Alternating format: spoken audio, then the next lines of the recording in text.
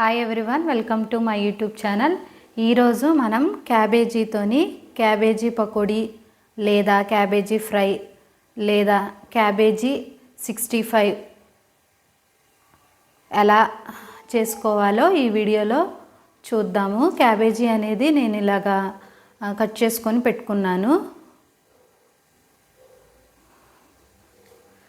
ఈ క్యాబేజీ ఒక small size cabbage అనేది నేను ఒకటి తీసుకున్నాను.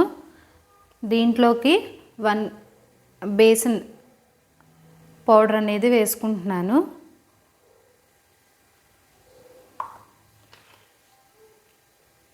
ఒక గ్లాసున్నర వేసుకున్నాను.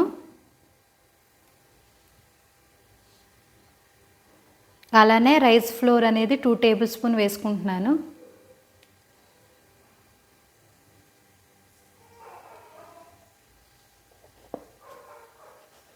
అలానే 1 టేబుల్ స్పూన్ కారం,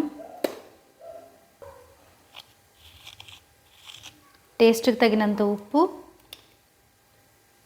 అల్లం వెల్లుల్లి పేస్ట్. మనం ఇవన్నీ కలుపుకోవాలన్నమాట, మొత్తం ఈ క్యాబేజీకి పట్టేంత వరకు.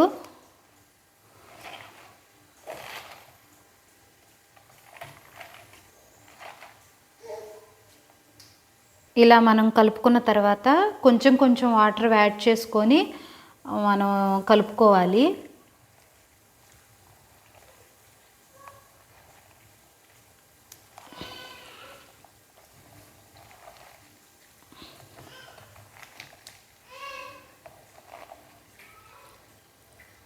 మనం ఎలా అయితే క్యాబేజీ పకోడీకి ఇలా కలుపుకొని పెట్టుకోవాలి.